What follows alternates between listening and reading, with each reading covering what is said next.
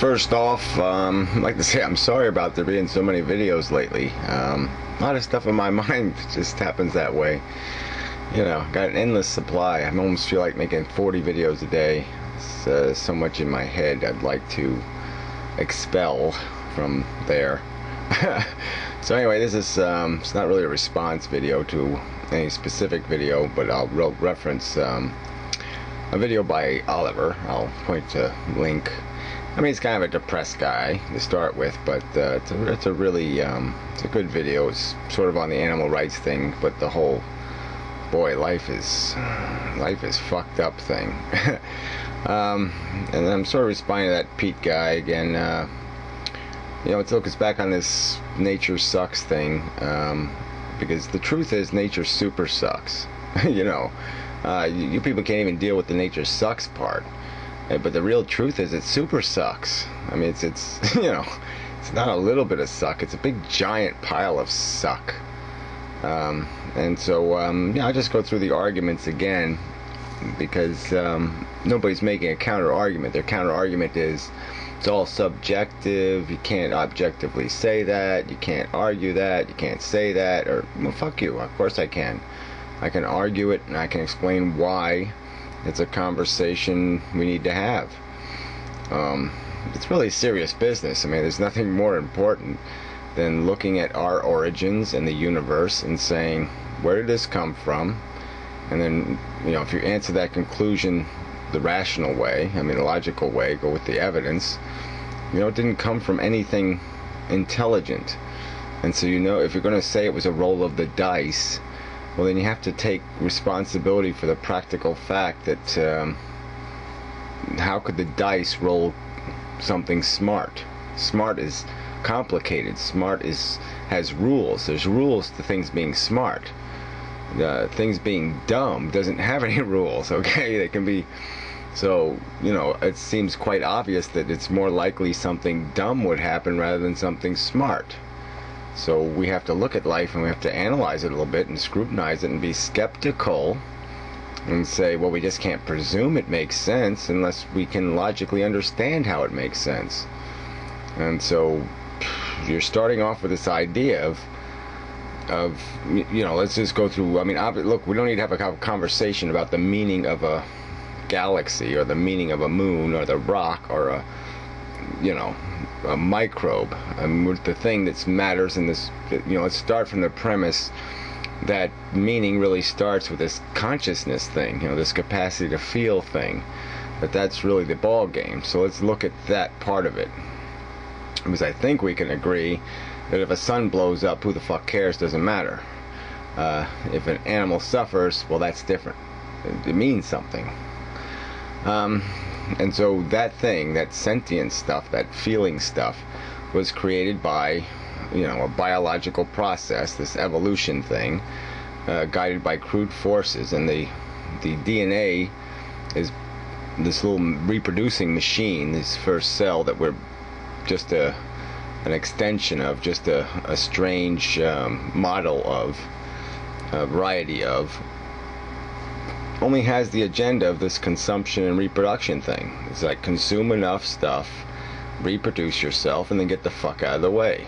I mean, that's the machine's only purpose. That's its only dynamic. It doesn't have any ambitions. It's nothing else. That's it. It's a little simple program, and that's the game.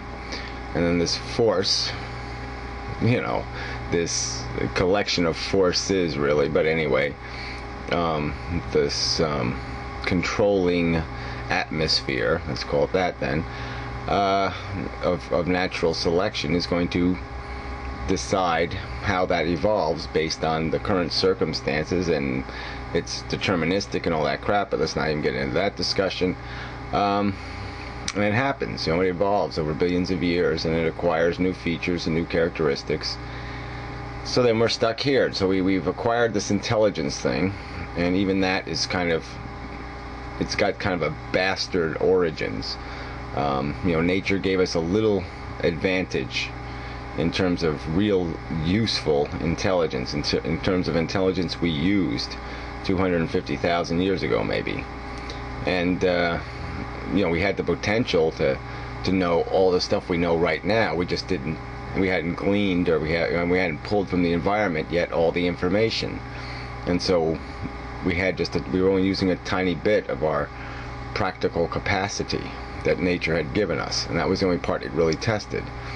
And now we have discovered this extra potential, that we can do all this thinking stuff, that we can build a really powerful and articulate intellect that really changes the whole game, because now we can control nature. Now we can control the environment. We can control natural selection. We can break and change the rules.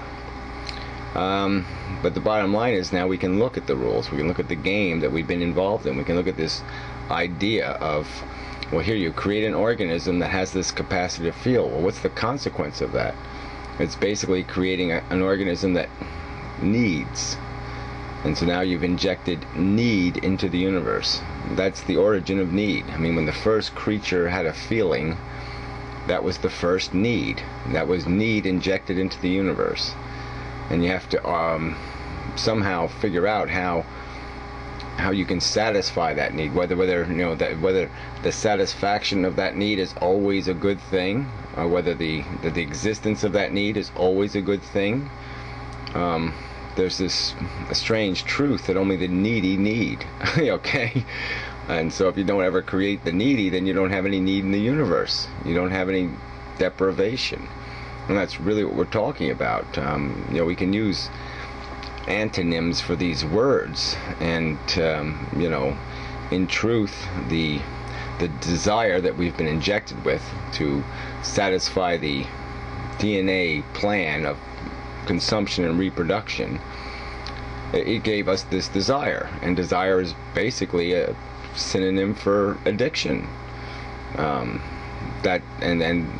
Is an addictive personality the kind of personality you're going to ask, for a fair approximation or assessment of value? I mean, can you really do that? Can you expect people who are addicted to something to give you an honest answer about what the worth of the thing they're addicted to is? And that's the strange dilemma we are in, and that certainly is a hindrance to this philosophical discussion, because the people involved in it are obviously have huge biases, and it's breaking through that's the real challenge. I mean, I can plead with you to try to be honest with yourself, but what's the point? It seems like that should be something you would expect anyway. So anyway, that's where we are. And so now we use these words, like we say beautiful, that you have to appreciate the beautiful. I see that in people's comments. Well, yes, life is some nasty business, but you have to appreciate the beautiful. And what's the beautiful? The beautiful is the satisfaction we gain from satisfying our addictions, from eliminating our fears and satisfying our desire to be near beauty, or to touch it, to scrape at it a bit, to rub on it, to have it please us. But what is that worth, and what is it made out of? And so let me get to the real core of it before I run out of time. Look, the bottom line is that all positive is made out of the elimination of a negative. And the negative is the need part, the desire, the deprivation. So that's the initial negative that's injected into the system, into the universe. And then we do productive action by consuming those negatives. Like a little Pac-Man, we chew them up after they've been injected into the world. And we do that by satisfying our own deprivation, and by satisfying the deprivation in other sentient beings or creatures, and preventing their harm. And that's how we do this thing called a positive thing. And the bottom line, though, is that the net end is that we can't, without the negative, there is no positive. There's nothing, and it's really demonstrated when you look at human civilizations. I made this point before, but look what Egypt did with its huge surplus. It built little pointy brick things in the middle of the desert. There is nothing for us to accomplish here. It's all about just riding this roller coaster, getting hungry, eating, getting hungry, eating, getting hungry, eating. I mean, that's all we're doing. We're just playing the same game out over and over and over and over. And the only way we make it makes any sense is that we all get killed off before we get insufferably sick of it. And so we start over with a new person who has to go through the whole process just to finally get old enough to say, I've had enough of this bullshit, and they bail out, either willfully or unwillfully. It really is a sick game, and it's a zero-sum game. I mean, if we made nature perfect, the best it could do was eat all the negatives it creates. But that's the best it can do. There's no real positive to attain, and that's the sad truth. So it is a zero-sum game, and zero-sum games that you have no prospect of playing perfectly, innately, they have to suck. There's no choice but for that game to suck.